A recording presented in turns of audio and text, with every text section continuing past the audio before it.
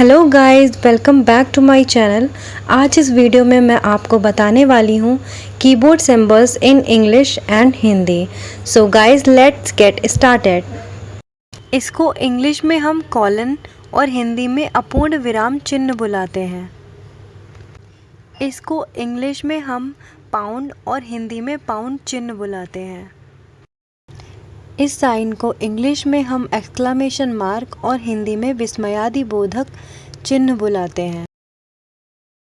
इस साइन को इंग्लिश में हम curly brackets and curly braces बोलते हैं और हिंदी में मध्यम कोष्ठक। इस साइन को इंग्लिश में हम स्क्वायर ब्रैकेट्स और हिंदी में वर्ग कोष्ठक बुलाते हैं। इस साइन को इंग्लिश में हम पैरेंथेसिस और हिंदी में कोष्ठक बोलते हैं। इस साइन को इंग्लिश में हम यूरो और हिंदी में इसे यूरो ही बुलाते हैं। इस साइन को इंग्लिश में हम कोटेशन मार्क और हिंदी में उद्धरण चिन्ह बुलाते हैं। इस साइन को इंग्लिश में हम सेमी कॉलन और हिंदी में अर्धविराम बुलाते हैं।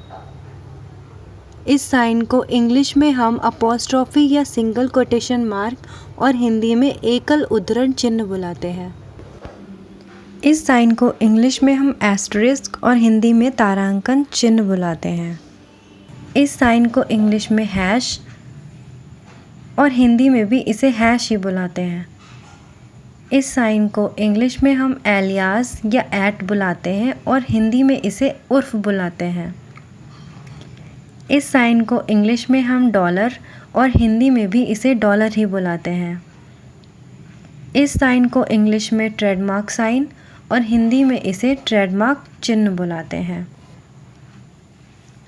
इस साइन को इंग्लिश में हम कॉपीराइट साइन और हिंदी में इसे कॉपीराइट चिन्ह बुलाते हैं। इस साइन को इंग्लिश में रजिस्टर्ड साइन और हिंदी में इसे पंजीकृत चिन्ह बुलाते हैं।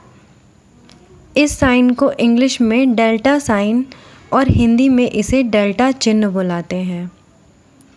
इस साइन को इंग्लिश में बुलेट साइन और हिंदी में इसे बुलेट चिन्ह बुलाते हैं। इस साइन को इंग्लिश में पिलक्रो या पैराग्राफ मार्क और हिंदी में इसे पिलक्रो या पैराग्राफ चिन्ह बुलाते हैं।